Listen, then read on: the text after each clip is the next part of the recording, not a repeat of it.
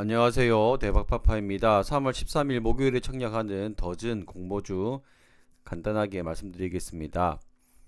3월 13일 목요일이고요. 목요일이기 때문에 환불일은 4일이 걸리게 됩니다. TXR 로보틱스 청약했던 돈으로 청약이 가능합니다. 공모 개요를 보시면 밴드 하단이 1,500원이었는데요. 약 15% 정도 하락한 9,000원으로 결정이 되었습니다. 한국투자증권에서 단독 주관하고요. 배정 수량은 꽤 많은 편입니다.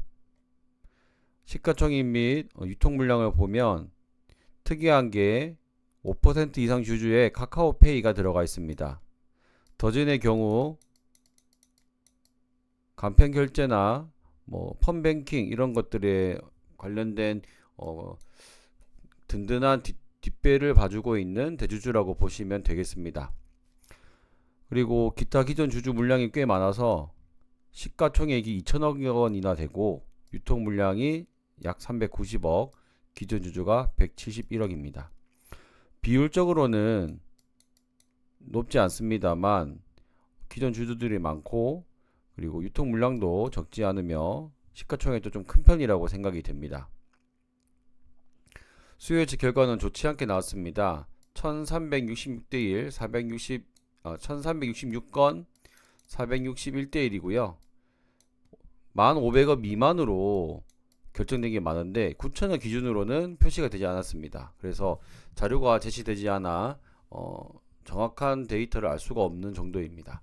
그만큼 가격 제시 결과가 안 좋았겠죠. 의무 보유 하격 역시 4건 정도이고 거의 없다고 보시면 되겠습니다. 더진의 사업 내용을 보시면 디지털 뱅킹 솔루션이라고 하는데요. 펀뱅킹, 가상계좌, 부가 서비스 등 고객들과 은행을 연결해주는 사업이라고 보시면 됩니다. 이 사이에서 고객과 은행 같은 경우는 가상계좌가 필요할 경우에는 저희가 납부금을 낸다든지 그런 경우도 있고 그리고 고객과 은행인데 이것을 해외까지 접목시킨 게 바로 크로스보더 자금 관리 솔루션이라고 하는데요. 이제 국내에 또는 해외에 있는 물품들을 사거나 판매할 때 그러면 이제 정산을 이루어져야 되는데 정산을 자동으로 하게 해주는 그런 사업의 내용이라고 합니다. 데이터 솔루션은 아파트 관련된 건데요. 이 아파트 ERP라고 해서 아파트 관리비가 우리나라 시장이 굉장히 크잖아요. 그 관련된 시장에서 어느 정도 지금 침투를 한 것 같습니다. 1위 사업자가 90% 이상 점유를 하고 있었다고 하는데 그쪽을 약간 침투를 성공한 것 같습니다. 자, 그리고 플랫폼 제휴 서비스는 2대 주주인 카카오페이 관련된 내용이 있겠죠. 그래서 플랫폼에서 필요한 인증 서비스나 그런 것들을 도와주는 그런 사업의 내용이라고 보시면 되겠고요. 디지털 뱅킹 솔루션은 사실 비슷한 내용의 사업을 하는 회사들이 좀 많습니다.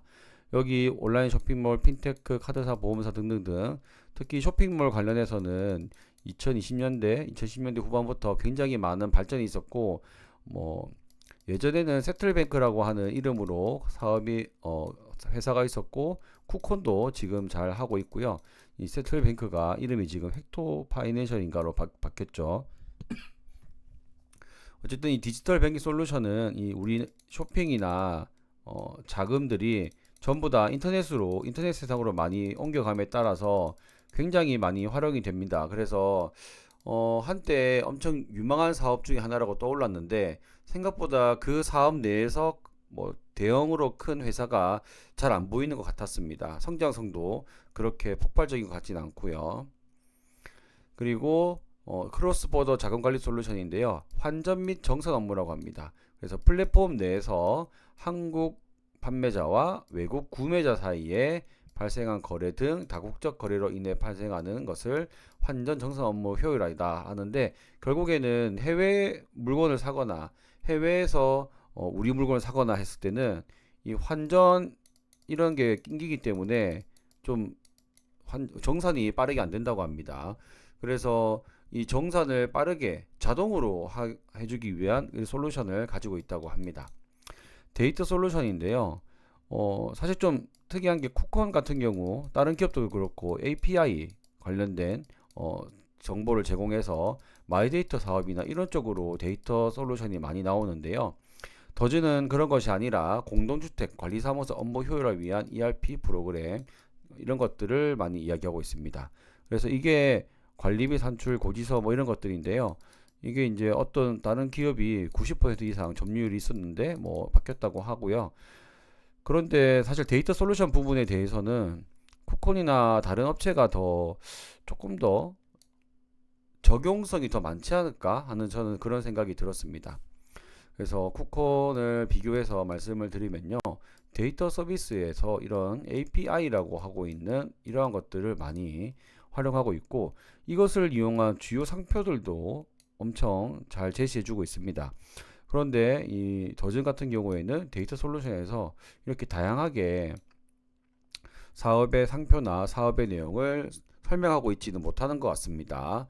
그래서 비슷한 듯 다른 사업의 내용을 가지고 있다라고 생각이 되고요.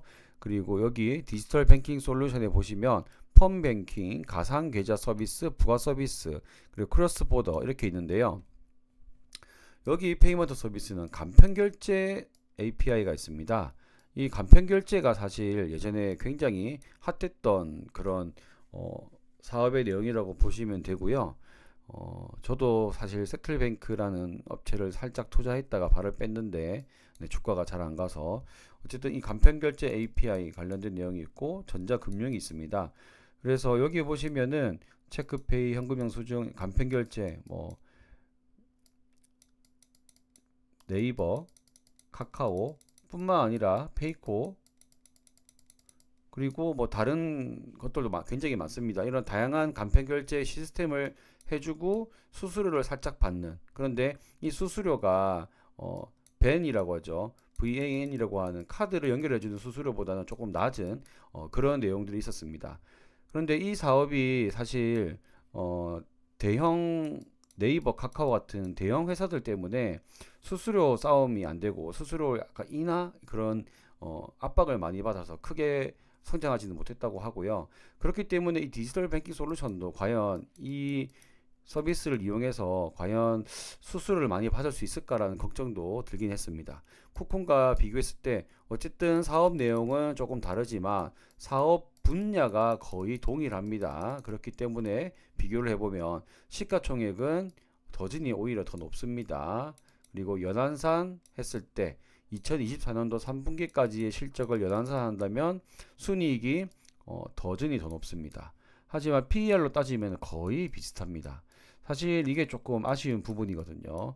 이것도 그 공모 가격을 9,000원으로 낮췄기 때문에 비슷해진 거지. 사실 조금 상장빨로 상장 효과를 얻지 않으면 수익 나기 힘든 밸류에이션이 아닌가라는 생각이 들고요. 여기서는 이제 개인의 의견이 들어가는데 쿠콘이나 뭐 헥토 파이낸셜 그쪽과 비교했을 때 세틀뱅크 옛날 세틀뱅크와 쿠콘과 비교했을 때 저는 더즌의 사업 내용이 그렇게 유망하다고 보이지는 않습니다. 이 확장성에 있어서 더 유망해 보이지는 않고 이런 데이터 솔루션이나 디지털 뱅킹 솔루션이 카카오페이를 등에 업은 효과를 보았지만 확장성은 더 떨어지지 않을까라고 저는 개인적으로 생각을 하거든요. 그리고 좀 불경기 하잖아요. 불경기는 아무래도 소비가 떨어질 수밖에 없고 소비가 떨어지면 이런 결제 관련된 디지털 뱅킹 솔루션 이런 업체들은 전방 시장의 불경기를 조금 체감할 수 있지 않을까. 그래서 좀 위험하다고 생각이 들고요. 시장 경쟁 심화인데요. 여기 보시면 제가 아까 말씀드렸던 헥토가 여기 있고요. 그리고 더즌이 19.5%인데 쿠콘이 32.2%로 1위입니다. 이게 이렇게 누구 하나 딱 잡고 있고 과점하고 경쟁력이 있는 게 없다는 것은 결국 기술력도 다 비슷하다는 것이거든요. 그럼 여기서 이제 단가나 뭐 이런 걸로 이제 처리가 될 것 같은데 그 경쟁력이 결정될 것 같은데 통상적으로 제휴기간과 단위 자체가 1년 계약이고요. 그렇기 때문에 이것을 점유를 꽉 하는 그런 경쟁력을 가지기가 쉽지 않고 해자가 생기기가 어려운 구조가 아닌가 하는 그런 생각이 들었습니다. 그리고 또 다른 투자 위험 요소는요. 아파트 관련된 프로그램이 이렇게 패소를 한 것도 있더라고요. 그래서 이 패소를 한 걸 보면은 개인정보보호법 위반입니다. 그리고 여기도 개인정보보호법 위반, 개인정보보호법 위반. 즉 이거는 사실 금액은 많지 않습니다만 이거 네, 좀 사업이 확장될 때 개인정보보호법 위반으로 인해서 어, 아마 소문이 나면은 조금 더 네, 소송이 많이 걸릴 수도 있지 않을까 하는 생각이 들었습니다. 그리고 중요한 거는 이 다 패소 판결이 났거든요. 만약 회사가 이 개인정보 보호 관련된 관리 시스템을 조금 좋게 했으면 모르겠지만 이런 실수가 있다는 것은 굉장히 조금 안 좋아 보이는 부분이 있었습니다. 그리고 유상증자 내역을 보시면 공모가는 9,000원입니다. 그런데 지금 유상증자 제일 비싼 게 1,400원입니다. 여긴 2,000원이지만 이거는 액면 분할 전이기 때문에 액면 분할하면은 1,000원이 되겠죠. 그렇기 때문에 전부 1,400원 아래입니다. 이거 상장 첫날에 다 팔고 싶지 않을까요? 170억이 넘는 기존 주주들 바로 팔고 싶지 않을까 하는 생각이 들었습니다. 제 생각을 정리해 보자면 시가총액이 무거워 보이고 쿠폰과 비교했을 때 메리트가 있어 보이지 않습니다. 카카오페이가 뒷배를 봐주겠지만 결국 중요한 건 기업 경쟁력인데요. 이 기업 경쟁력이 아까 전에 점유율을 봤을 때 기술력이 어느 곳 하나 뛰어나다라고 보기는 쉽지 않다. 그래서 예전부터 간편결제, 펌뱅킹, 디지털 뱅킹 이쪽은 이제 계속 성장한다라고 이야기를 합니다. 물론 성장은 하겠지만 그 성장하는 만큼 비슷한 기업들이 많이 나오고 그리고 대기업의 견제가 있기 때문인지 크게 성장한 기업이 보이지 않습니다. 예를 들면 네이버페이의 서비스를 이거를 제공을 해도 네이버가 강하기 때문에 이 기업들을 막 바꾸면서 할 수도 있고요. 공공기관도 입찰을 통해서 가격을 떨어뜨릴 수 있고요. 그래서 크게 성장할 만큼의 그런 기술력 혜자가 보이지 않기 때문에 저는 조금 아쉽다라고 보이고요. 그럼에도 불구하고 가격만 싸게 나온다면 청약하겠지만 시가총액 2,100억 원 정도가 좀 무거워 보여서 패스하도록 하겠습니다. 아시겠지만 제가 패스하고 떡상한 종목들이 많습니다. 제 개인적인 생각이라고만 이해해 주시고 판단에 참고하시면 되겠습니다. 감사합니다.